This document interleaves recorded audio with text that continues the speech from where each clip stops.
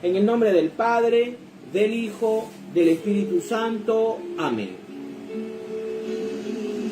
Señor Dios Padre Todopoderoso y Eterno, en esta noche queremos pedirte, antes que nada, la presencia del Espíritu Santo.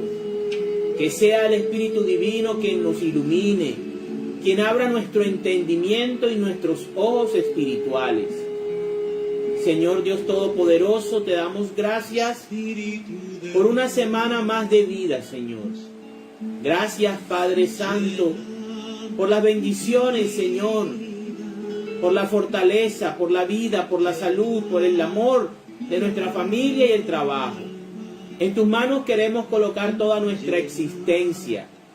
A todos nuestros seres queridos, derrama sobre ellos muchas bendiciones en el nombre de Cristo Jesús. Oh Padre Santo, gracias te damos por tu misericordia, Señor, por perdonar nuestros pecados, nuestras ofensas, nuestros malos pensamientos y nuestras malas acciones. Y hoy queremos pedirte que nos sanes con tu Espíritu Divino. Bendice a cada hogar que está aquí reunido y presente, y a cada hogar que verá, Señor, este video después. Que seas tú hablando a través de nosotros. Aunque somos indignos, Señor, tú nos has llamado a servirte, a prestarte un servicio. No solo a ti, sino a nuestros hermanos en Cristo. Tómanos, Señor, en esta noche y haznos instrumentos de tu paz. Haznos instrumentos de tu amor. Haznos instrumentos de tu verdad. Que todo lo que aquí digamos, Señor, sea por voluntad tuya, Todopoderoso y Eterno. Bendito y alabado seas, Todopoderoso. Bendito y alabado. Bendice a cada persona que se reúne esta noche a estudiar tu palabra y a escucharla. Y ábreles el entendimiento y el corazón. Bendícelos a ellos y a sus familias. Amén, amén y amén. En el nombre del Padre, del Hijo, del Espíritu Santo. Amén. Bueno, vamos entonces al estudio del capítulo número 28 del libro del Éxodo. Las ropas de los sacerdotes. De entre los israelitas, mantén cerca de ti a tu hermano Aarón y a sus hijos, Nadab, Abiú, Eleazar e Itamar, para que sean mis sacerdotes. Haz para tu hermano Aarón ropas especiales, que le den esplendor y belleza. Habla tú con todos los que tengan mayores aptitudes, con aquellos a quienes he llenado de cualidades artísticas, para que hagan las ropas de Aarón, y así él sea consagrado como mi sacerdote.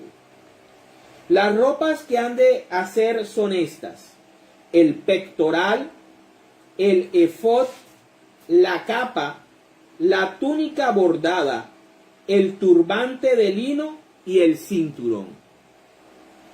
Así que harán ropas especiales para tu hermano Aarón y para sus hijos, para que oficien como sacerdotes míos. Los que hagan las ropas deberán usar oro, tela morada, tela de púrpura, tela roja y lino torcido. El efod ha de ser de oro, tela morada, tela de púrpura, tela roja y lino torcido, bordado artísticamente, y con 2 tirantes unidos a sus 2 extremos. El cinturón que va sobre el efod, para sujetarlo, formará una sola pieza con él, y será también de oro, tela morada, tela de púrpura, tela roja y lino torcido. Toma luego 2 piedras de cornalina y graba en ellas los nombres de los hijos de Israel, en el orden en que nacieron. 6 nombres en una piedra y 6 nombres en la otra. El grabado de los nombres en las piedras lo hará un joyero, a la manera del grabado de un sello. Monta luego las 2 piedras en monturas de oro y ponlas sobre los tirantes del efod, como piedras para recordar a los hijos de Israel. El sumo sacerdote llevaba unas piedras talladas y después rellenadas en oro con los 12 nombres de los 12 hijos de Israel o de Jacob, y que representaban también a las 12 tribus de Israel. Así Aarón llevará sobre sus hombros los nombres de ellos ante el Señor, para recordarlos. Las monturas hazlas de oro. Haz luego una cadena con 2 cordones de oro puro y ponla alrededor de las monturas. El pectoral con los instrumentos del juicio lo harás de la misma manera que el efod, es decir, bordado artísticamente. Hazlo de oro, tela morada, tela de púrpura, tela roja y lino torcido, doble y cuadrado, de 22 centímetros por cada lado. Cúbrelo de piedras preciosas, distribuidas en 4 hileras. La primera hilera debe tener un rubí, un crisólito y una esmeralda. La segunda, un granate, un zafiro y un jade. La tercera, un jacinto, una ágata y una amatista. Y la cuarta, un topacio, una cornalina y un jaspe. Las piedras deben estar montadas en monturas de oro. Y tienen que ser 12, pues 12 son los nombres de los hijos de Israel. En cada piedra se grabará en forma de sello el nombre de una de las 12 tribus. Haz para el pectoral unas cadenas de oro puro, torcidas como cordones. Haz también 2 argollas de oro y ponlas en los 2 extremos del pectoral. Pon luego las 2 cadenas de oro en las 2 argollas que están en los 2 extremos superiores del pectoral. Y pon las 2 puntas de las 2 cadenas sobre las 2 monturas, asegurándolas sobre los tirantes del efod por su parte delantera. Haz otras 2 argollas de oro y ponlas en los 2 extremos inferiores del pectoral, sobre la orilla interior que da junto al efod. Haz 2 argollas más de oro y ponlas en la parte delantera de los tirantes del efod, pero por debajo, junto a las costuras y un poco arriba del cinturón del efod. Entonces se unirán las argollas del pectoral a las argollas del efod con un cordón morado, para que el pectoral quede arriba del cinturón del efod y no se separe del mismo. Y así, cuando Aarón entre en el santuario, llevando puesto el pectoral con los instrumentos del juicio, llevará también sobre su pecho los nombres de los hijos de Israel ante la presencia del Señor, para que Él los recuerde siempre. Pon en el pectoral el Urim y el Tumim, que son los instrumentos del juicio, para que Aarón los lleve sobre su pecho cuando se presente ante el Señor. Así Aarón llevará siempre sobre su pecho los instrumentos del juicio ante el Señor. Haz de tela morada toda la capa del efod, con una abertura en el centro para la cabeza. En la orilla de la abertura debe hacérsele un dobladillo, como el que tienen los chalecos de cuero, para que no se rompa. Adorna el borde de la capa con granada de tela morada, tela de púrpura y tela roja, combinadas con campanitas de oro alrededor de todo el borde, es decir, que irá una campanita de oro y luego una granada, otra campanita de oro y otra granada, y así por todo el borde de la capa. Aarón debe llevar puesta la capa cuando oficie como sacerdote. Debe llevar una capa cuando oficie como sacerdote, para que cuando entre en el santuario ante el Señor, o cuando salga, se oiga el sonido de las campanas, y así él no muera. Haz una placa de oro puro, y graba en ella, como si fuera un sello, las palabras consagrado al Señor. Pon la placa en el turbante, por la parte delantera, atada con un cordón morado para que quede fija. Así estará siempre sobre la frente de Aarón. Sobre la frente de Aarón. Y Aarón cargará con las faltas que cometen los israelitas en las cosas santas, y cuando consagren sus ofrendas, pero la placa hará que el Señor acepte las ofrendas. Nos están describiendo el sumo sacerdote, que era Aarón. ¿Sí? Nos están describiendo qué es lo que va a llevar Aarón cuando se presente delante del Señor. ¿Vale? Entonces, ahí vamos, es un poco largo, pero es bastante diciente cada cosa, cada detalle. Haz la túnica bordada y de lino, y haz también de lino el turbante. El cinturón ha de ser bordado artísticamente.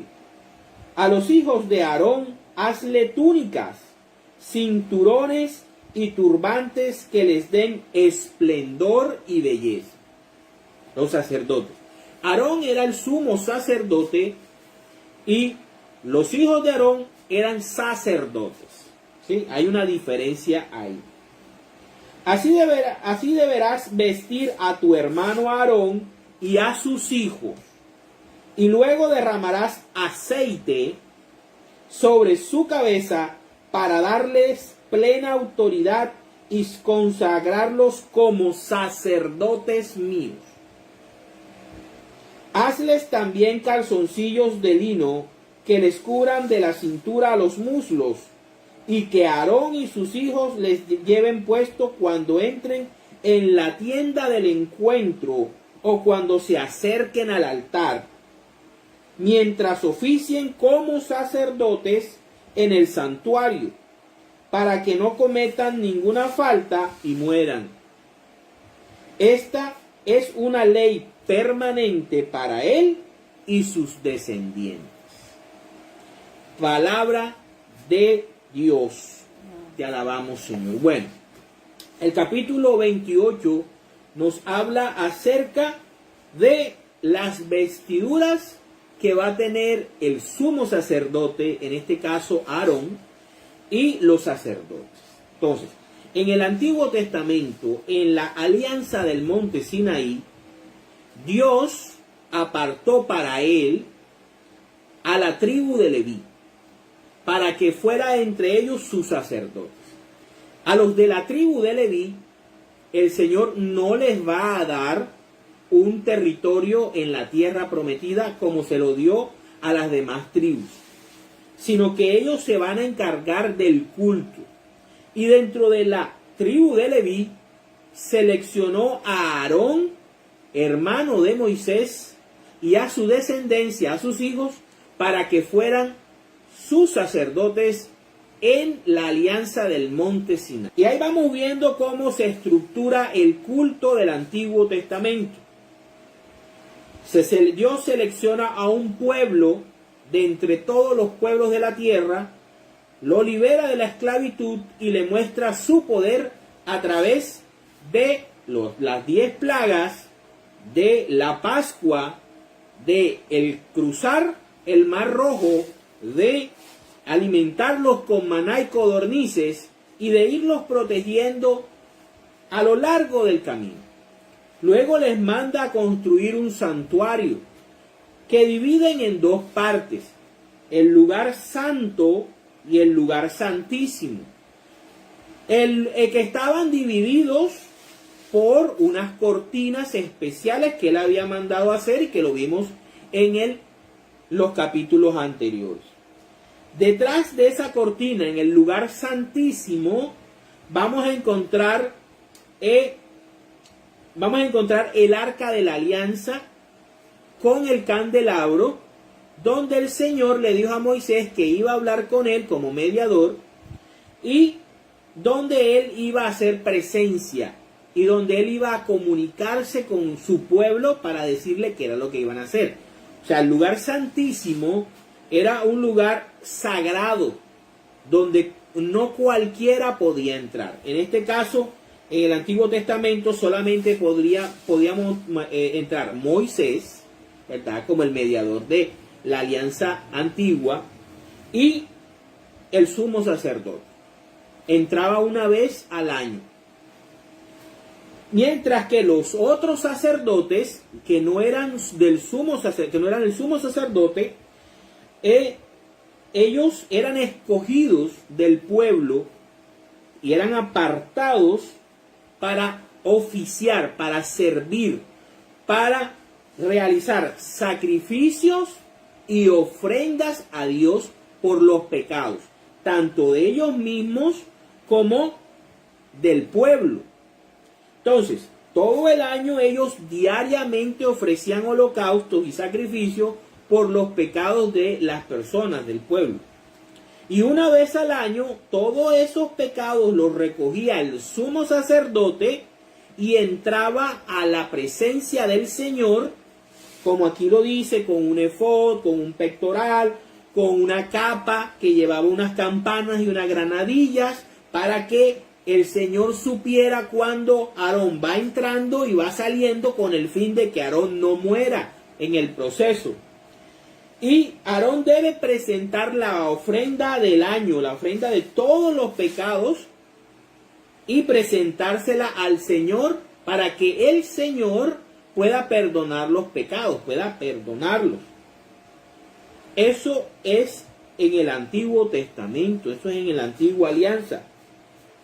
Pero era una prefigura de la alianza del Monte Sión, que es la alianza definitiva, la última, la que no tiene cambio, donde Jesús es el sumo sacerdote, donde Jesús es el mediador entre Dios y los hombres, donde Jesús ya entra, no en el lugar santísimo, ya no es aquí en la tierra, sino es en el cielo. El lugar santísimo es en el cielo, cuando Cristo se presenta ante el Padre, de la misma manera que debía presentarse Aarón o los descendientes de Aarón, que eran sumos sacerdotes, ante Dios. Y fíjense lo que aquí vemos.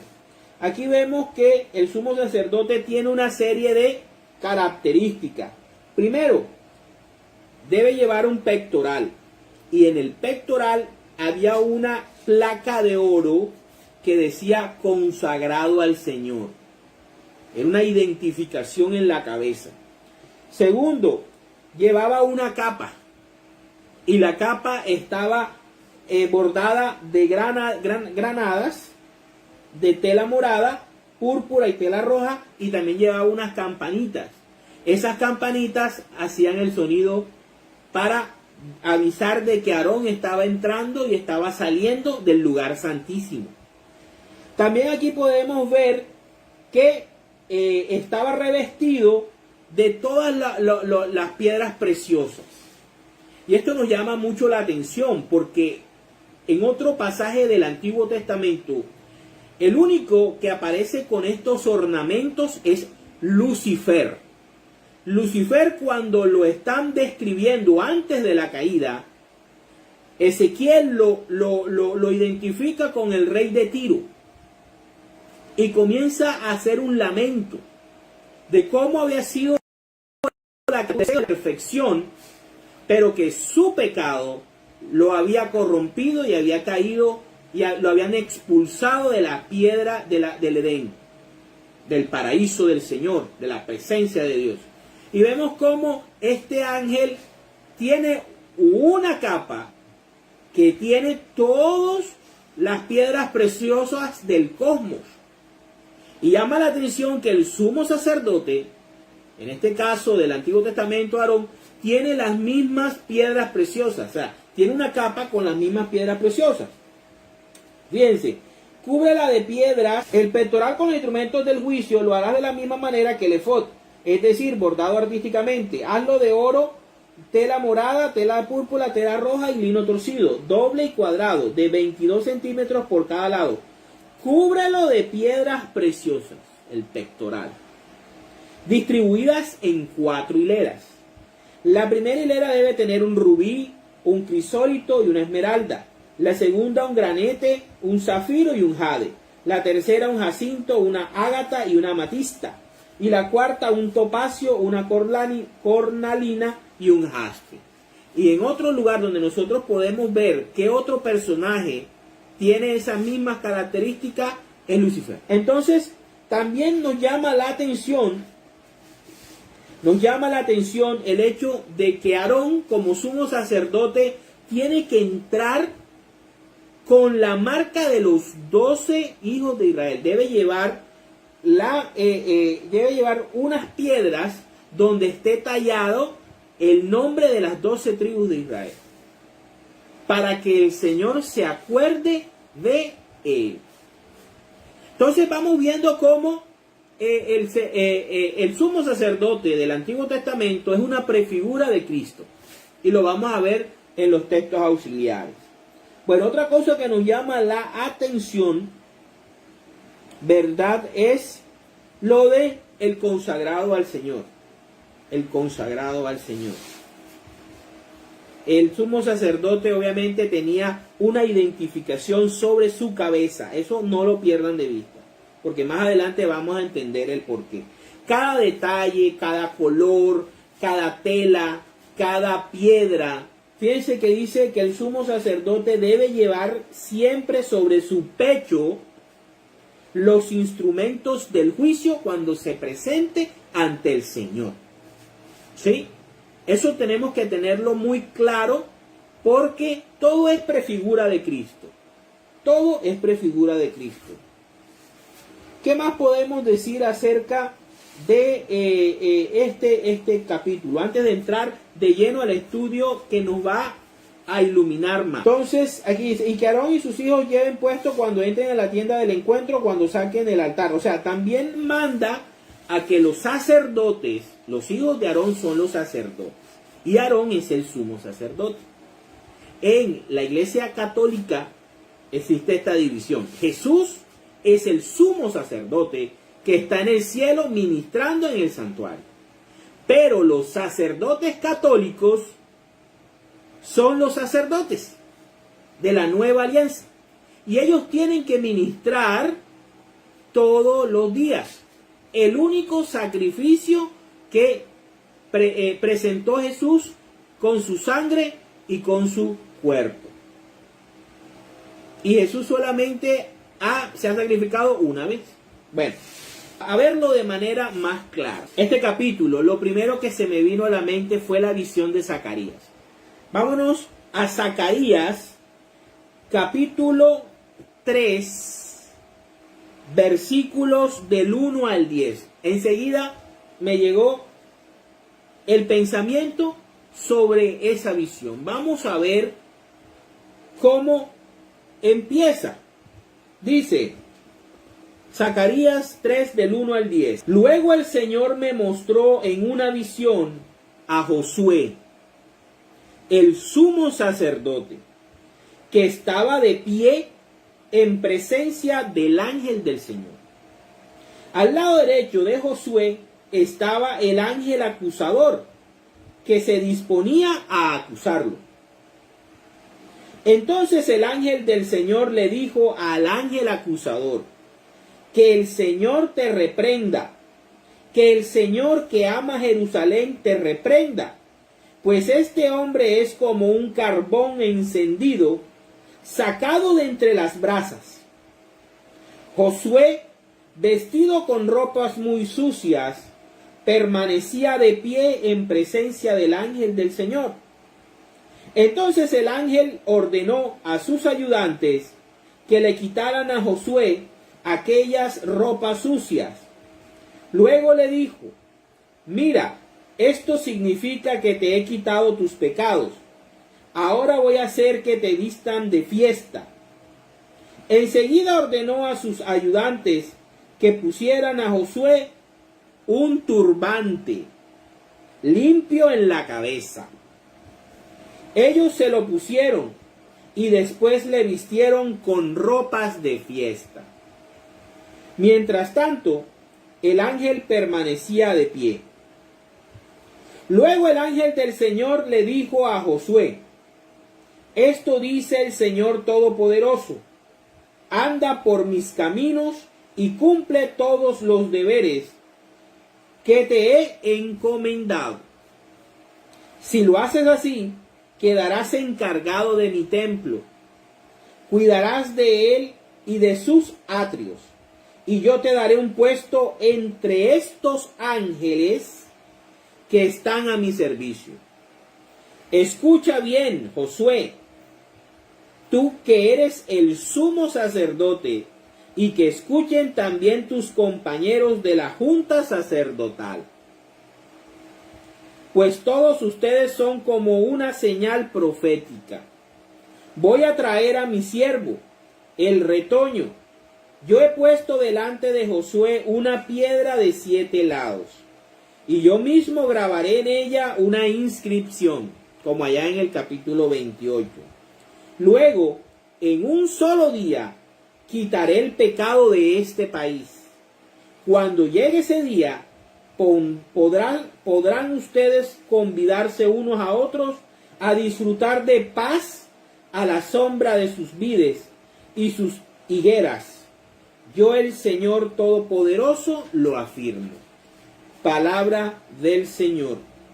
Gloria a ti, Señor Jesús. Bueno, aquí nos habla acerca de Josué como sumo sacerdote. Para la época de Zacarías había un Josué oficiando como sumo sacerdote en el templo de Jerusalén.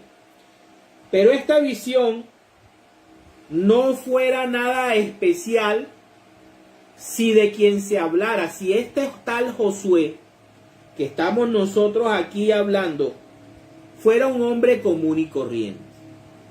Este Josué que nosotros estamos aquí viendo es Jesús de Nazaret.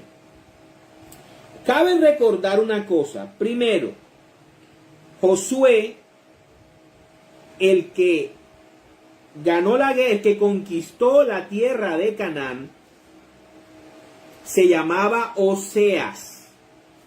Y Moisés le cambió el nombre. Cuando a ti en la Biblia te cambian el nombre es porque te están dando una nueva misión en la vida. Eso hay que entenderlo. El hijo de Num se llamaba Oseas. Moisés le cambia el nombre a Josué o Joshua. ¿Qué significa? Yahvé salva. Yahvé salva.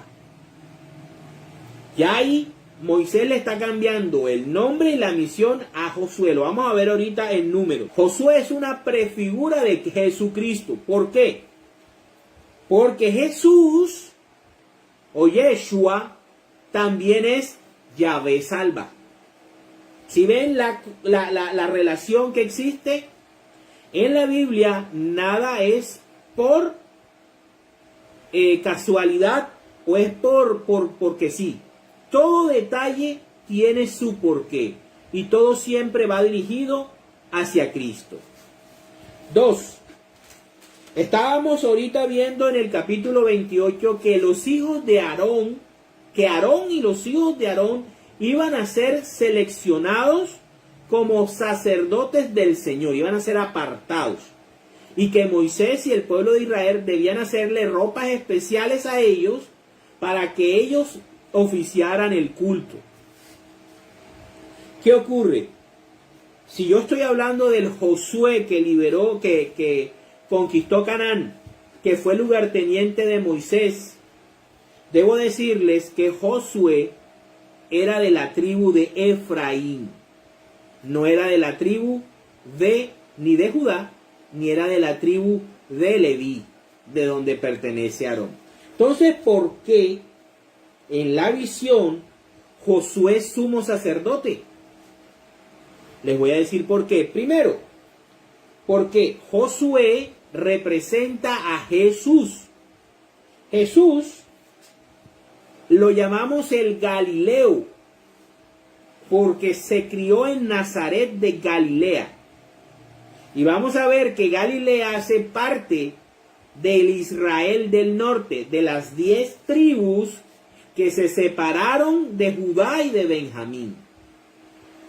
Cuando el rey Salomón se dividió, se murió, el reino de Israel, que lo había unificado David, se divide en dos. Uno llega a llamarse el reino de Israel con 10 tribus.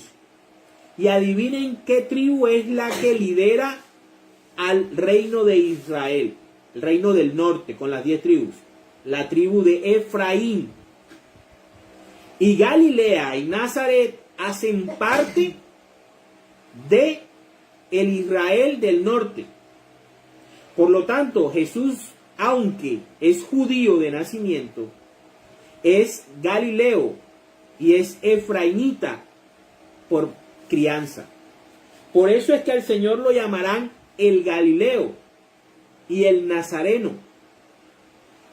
Y aquí se cumple entonces la descripción exacta de la visión. Ahora, esta visión, ¿cuándo pasa? Esta visión ocurre en la crucifixión. Y lo vamos a ver. Vamos a ver que el Señor, o Josué, como sumo sacerdote, recuerden que el sumo sacerdote recoge los pecados que los sacerdotes han tratado de limpiar durante todo el año, y una sola vez él recoge todo eso y entra a la presencia del Señor. Por eso Jesús recoge en la cruz del Calvario todos los pecados de la humanidad y caen sobre él. Se reviste de oscuridad, se reviste de pecado, se reviste de inmundicia. Y por eso es que está vestido con ropas sucias. Cuando Jesús se presenta ante el Señor en la cruz del Calvario, lleva todos los pecados de la humanidad. Está vestido de debilidad, está vestido de pecado, está vestido de inmundicia. Y se presenta ante el Señor. Y vemos aquí a dos figuras. A un lado, al lado derecho, está el ángel acusador, que es Satanás, que estaba listico, ya estaba presto para acusarlo. Pero un ángel del Señor, o el ángel del Señor, que podemos identificarlo con Miguel Arcángel, lo reprende. Fíjense que en la Biblia siempre ocurren sucesos para identificarnos a los personajes que participan, aunque no nos digan directamente quiénes son. Aquí podemos ver que el sumo sacerdote Josué es Jesús, primero por el nombre, y segundo porque él viene de la tribu de Efraín, y Jesús es reconocido como el Galileo, como el Nazareno, que hace parte del reino de Israel del norte, con capital Samaria. Tenemos también entonces que el Señor está en medio de una guerra espiritual. De un lado tiene al ángel acusador, a Satanás, que era el otro personaje revestido de piedras preciosas, y del otro lado está el ángel del Señor, que reprende al enemigo. Si nosotros nos vamos a la crucifixión, nos daremos cuenta que el Señor muere en medio de dos personajes, que nosotros los conocemos como los ladrones, el ladrón bueno y el ladrón malo, Dimas y Gestas. Y según San Lucas, Gestas comienza a burlarse y a recriminar a Jesús, a decirle que si él es el Mesías, que se baje de la cruz, que lo salve se salve él y lo salve a ellos.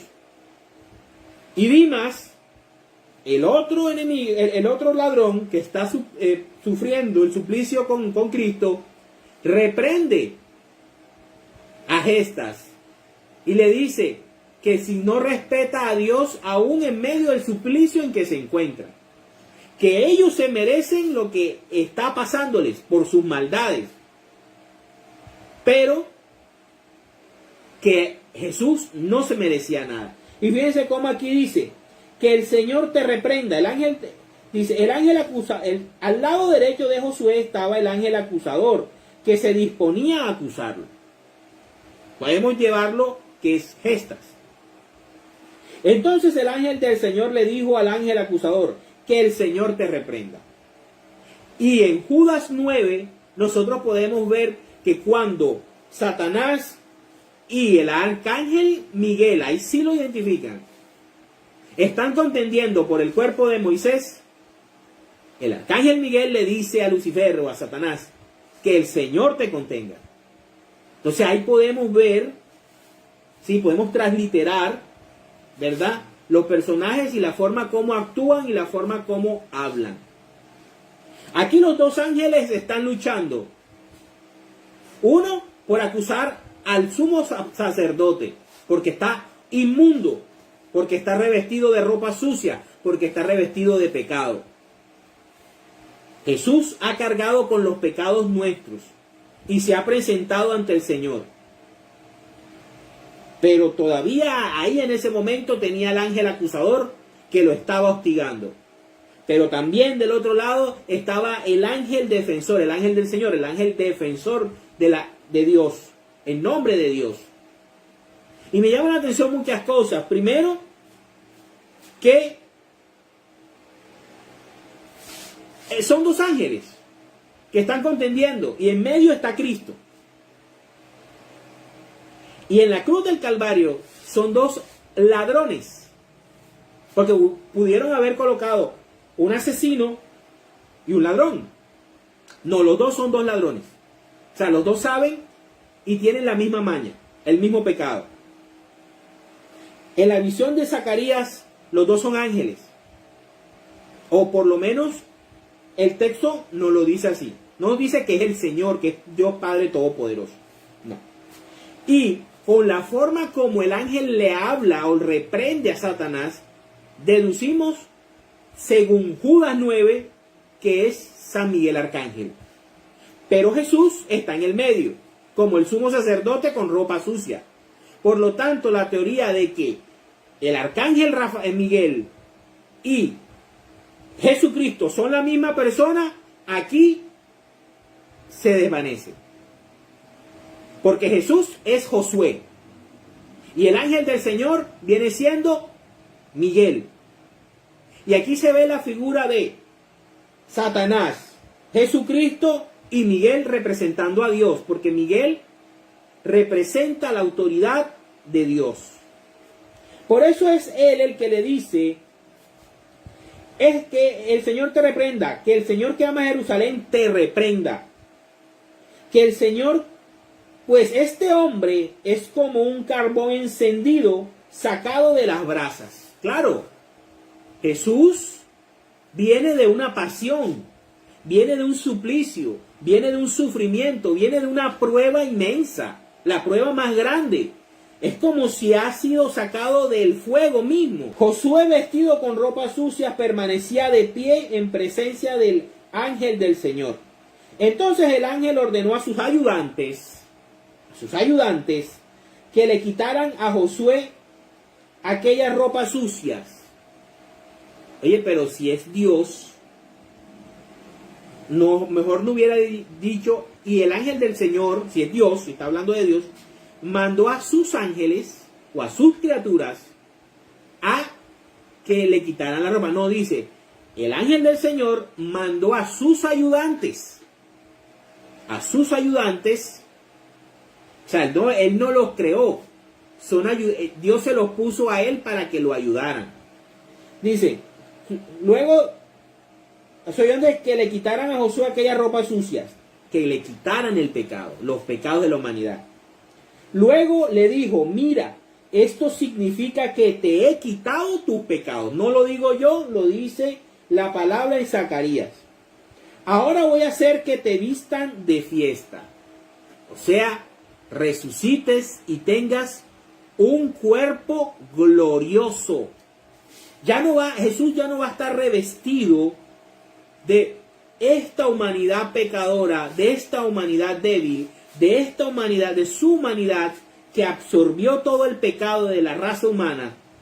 Dios ahora le va a dar un nuevo vestido, el cuerpo glorioso, después de que resucite. Enseguida ordenó a sus ayudantes que pusieran a Josué un turbante limpio en la cabeza. Ellos se lo pusieron y después le vistieron con ropa de fiesta. ¿Qué es lo que dice Jesús siempre? Que Él es el novio. Que la fiesta. En Apocalipsis, ¿cuál es el final? El novio viene para recibir a la novia inmaculada, que es la iglesia. El novio se va a vestir de fiesta. Mientras tanto, el ángel permanecía de pie, o sea, Miguel. Luego el ángel del Señor le dijo a Josué, esto dice el Señor Todopoderoso. O sea, el ángel que está representando a Dios le dice que de parte del Todopoderoso le manda a decir este mensaje. Esto dice el Señor Todopoderoso, porque si Él es el ángel del Señor, si Él es Dios, el ángel del Señor Dios, entonces le hubiera dicho, esto te digo, pero no, Él es un mensajero.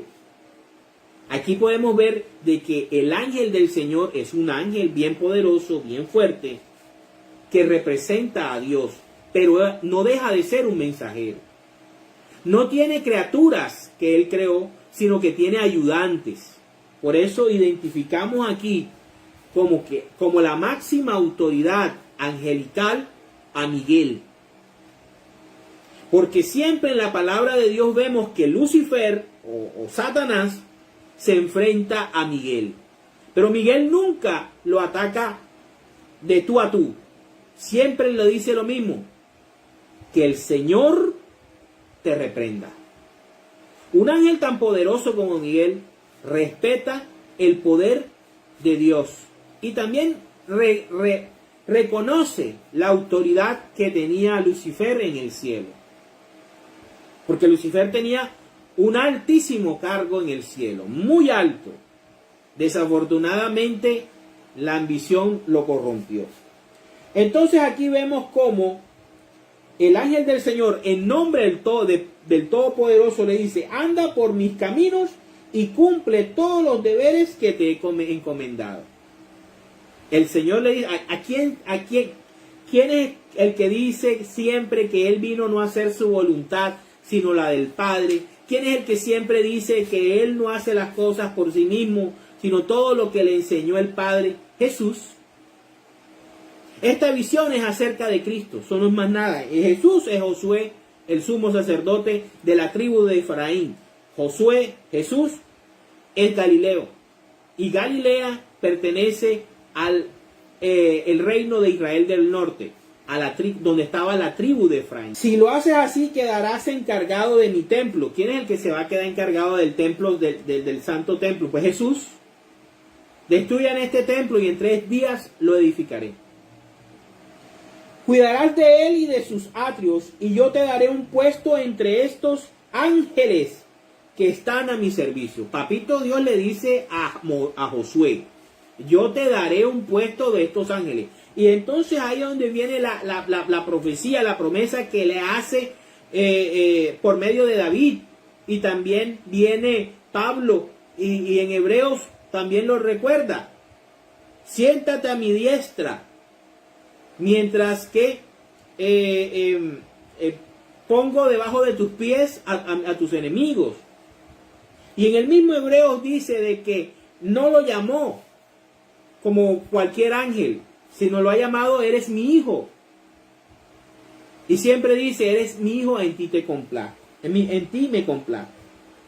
Tú eres el sumo sacerdote, a la orden de Melquisedec. Y que escuchen también tus compañeros de la junta sacerdotal, o sea, los sacerdotes católicos. Pues todos ustedes son como una señal profética. Voy a traer a mi siervo el retoño, o sea, Jesús. Yo he puesto delante de Josué una piedra de 7 lados. Jesús siempre, la profecía decía de que el que se enfrentara a Jesús iba a caer pulverizado. Y yo mismo grabé en ella una inscripción. Luego, en un solo día, el día de la crucifixión, quitaré el pecado de este país. Cuando llegue ese día, podrán ustedes convidarse unos a otros a disfrutar de paz. ¿Qué es lo que le dice Jesús a los discípulos cuando los encuentra reunidos? La paz. Les da la paz porque ya Él ha logrado la reconciliación entre Dios y los hombres.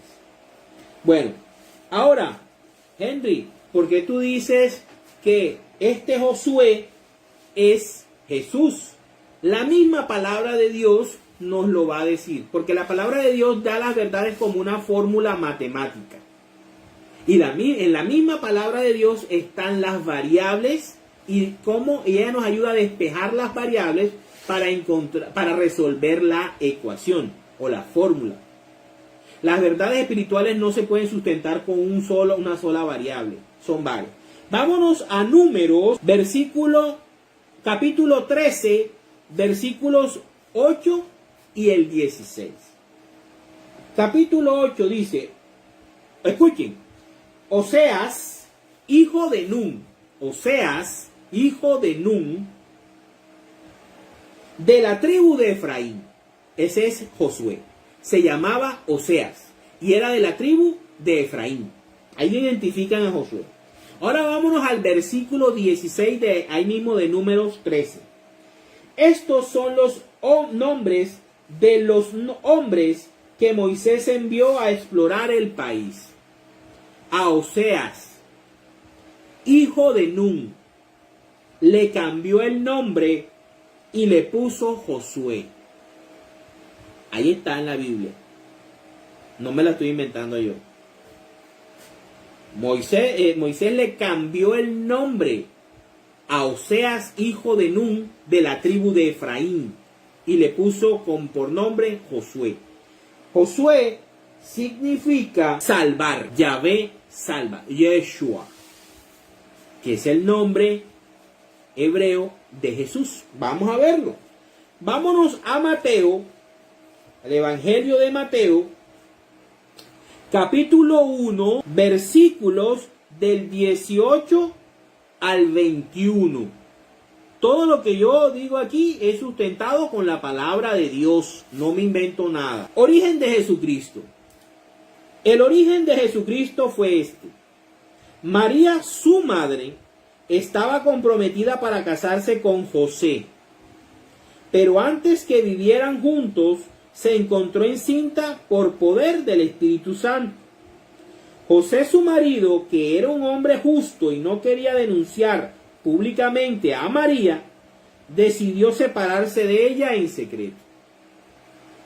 Ya había pensado hacerlo así, cuando un ángel del Señor, aparece otra vez la figura de un ángel del Señor, se le apareció en sueños, como la visión de Zacarías, y le dijo: José, descendiente de David, no tengas miedo de tomar a María por esposa, porque su hijo lo ha concebido por poder del Espíritu Santo. María tendrá un hijo y le pondrás por nombre Jesús, o Yeshua, o Josué. Se llamará así porque salvará a su pueblo de sus pecados. O sea que, palabra del Señor.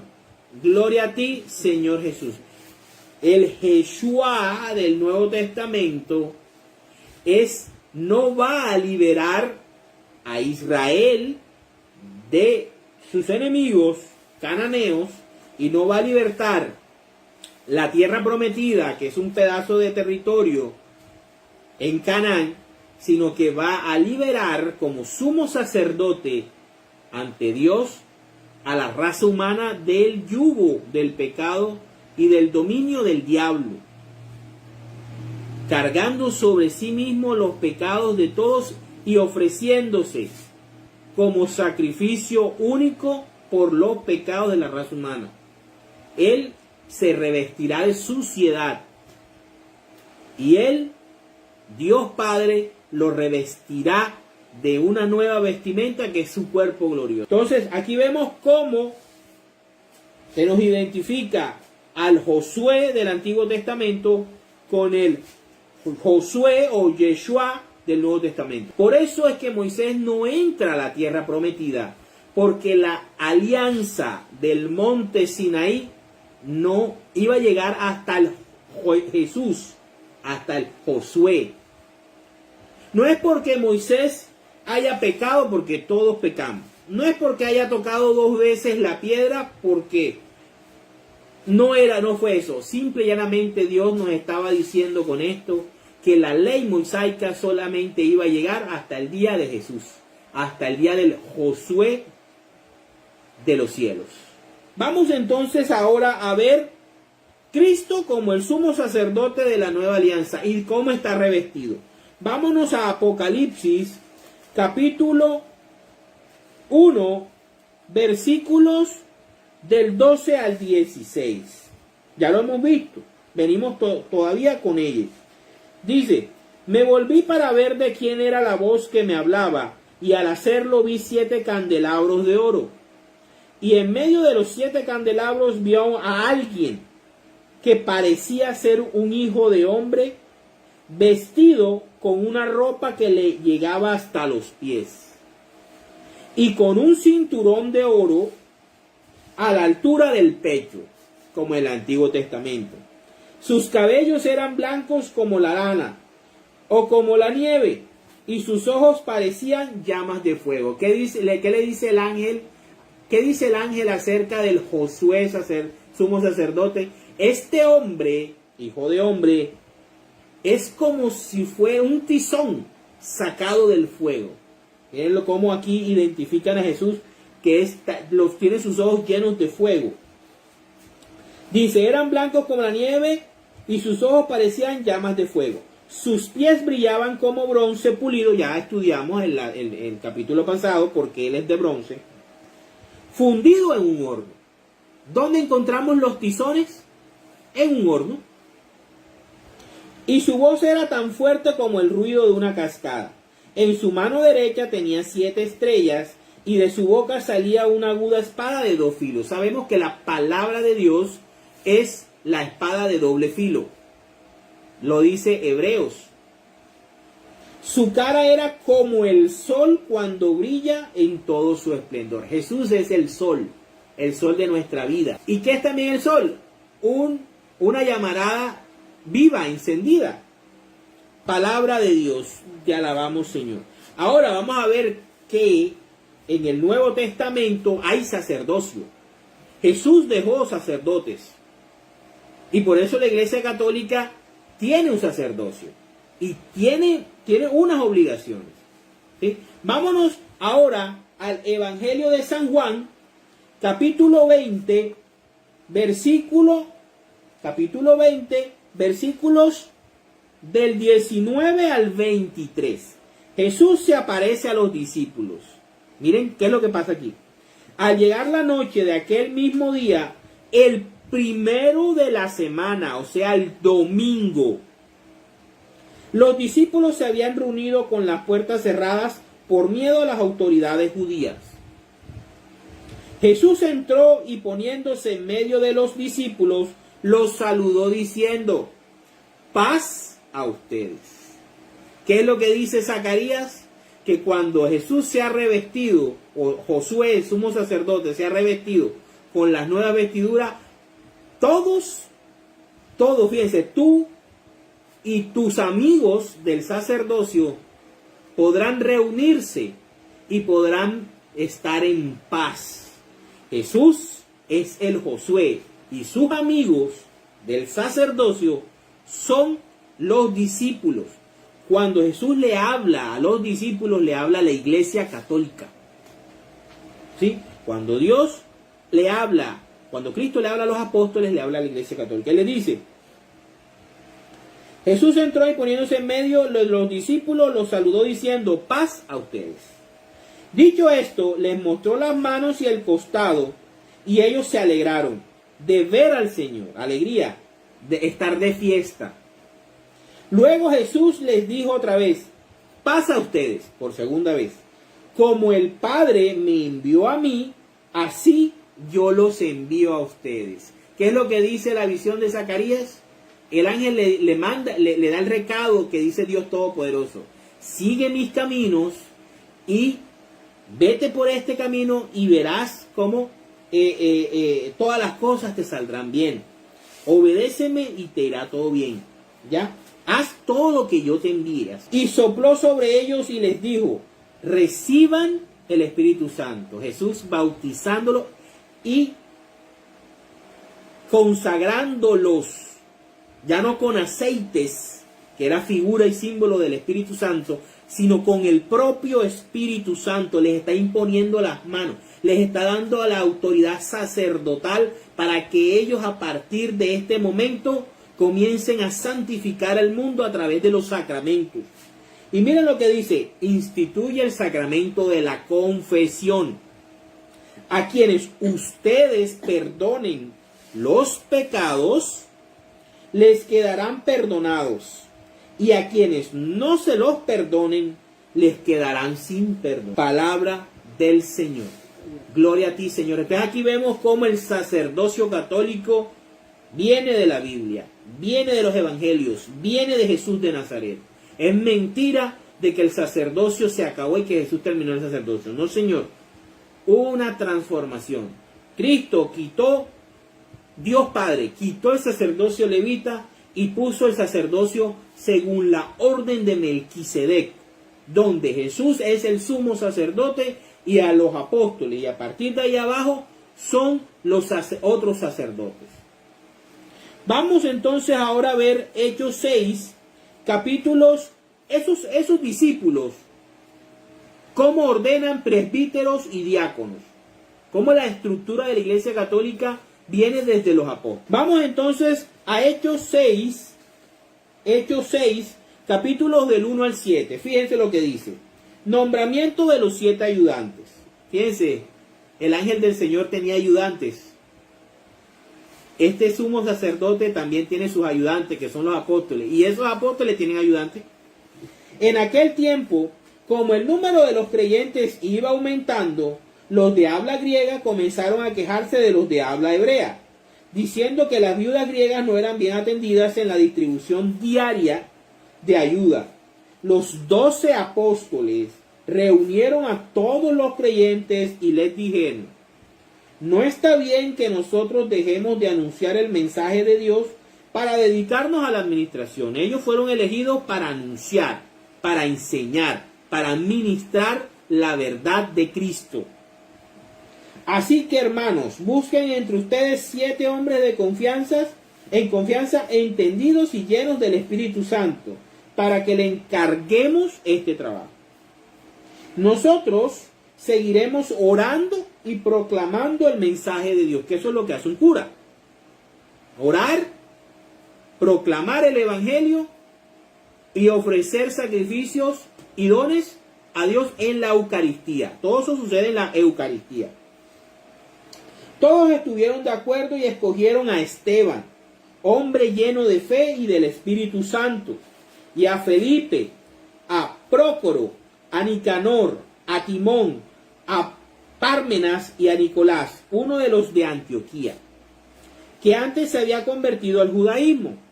Luego los llevaron a donde estaban los apóstoles. Escuchemos. Luego los llevaron a donde estaban los apóstoles, los oraron y les impusieron las manos. No hay consagración sacerdotal si no hay imposición de manos. ¿Imposición de manos a partir de quién? A partir de los apóstoles. Aquí los apóstoles estaban ordenando sacerdotes. Aquí está la ordenación sacerdotal. ¿A partir de qué? De la imposición de las manos. Cuando hay imposición de manos de parte de un sacerdote, de un obispo de la iglesia, porque los obispos son la representación de los apóstoles, donde tenemos un apóstol vivo, Francisco. ¿Sí? Por eso a partir de allá es que se hablan los cardenales y los obispos. Por eso es que Francisco, por eso que del Vaticano tienen que venir todas las ordenaciones. Y el poder que se le da sobre el obispo para que el obispo pueda ordenar sacerdotes. Siglo XXI, todavía la Iglesia Católica cumple esto que estamos viendo. Vamos ahora, ¿cuáles son las responsabilidades del sacerdote? Vamos a primera de Timoteo, capítulo 4, versículos del 11 al 16. Dice, estas cosas tienes que mandar y enseñar. Evita que te desprecien por ser joven. Más bien debes ser un ejemplo para los creyentes en tu modo de hablar y de portarte, y en amor, fe y pureza de vida. Esa es la vida del sacerdote. Mientras llego, dedícate a leer en público las Escrituras, la homilía, y a animar a los hermanos y a instruirlos. Por eso le llamamos padre a un sacerdote. No descuides los dones que tienes y que Dios te concedió. Ojo, que Dios te concedió cuando por inspiración profética los ancianos de la iglesia te impusieron las manos. Estamos hablando de un sacerdote joven que debe cuidar su vida, su forma de ser, aunque sea joven. Deben respetarlo. Debe dedicarse a enseñar la doctrina, la sana doctrina de Cristo. Todo eso debe hacerlo un sacerdote católico. ¿Y de dónde recibe su poder? De la imposición de mano de los ancianos, o sea, de los obispos. Este es el sacerdocio de la nueva alianza. Cuando usted le diga, no, es que no necesitamos sacerdotes. ¿Para qué los sacerdotes? Para eso podemos tener pastores, no. Pastores no sirven. Pastores no, Dios no quiere pastores. Dios quiere sacerdotes. Y esto hay que mostrárselo a nuestros jóvenes para motivarlos a que sean sacerdotes del Señor. Lo que Dios quiere es el sacerdocio según Melquisedec. Melquisedec ofreció pan y vino, como Jesús ofreció pan y vino en la última cena. En el nombre del Padre, del Hijo, del Espíritu Santo. Amén. Señor, te damos gracias por habernos permitido estar en esta noche. Y ojalá todas estas enseñanzas, Señor, nos sirvan para llevar una vida ejemplar. Para querer a nuestros sacerdotes, para respetarlos y para orar mucho por ellos. En especial por el Papa Francisco, que es el apóstol Pedro de nuestro tiempo. Para la gloria de Dios. A ti, Madre Santa, te damos gracias por acompañarnos siempre. Nos vemos la próxima. En nombre del Padre, del Hijo, del Espíritu Santo.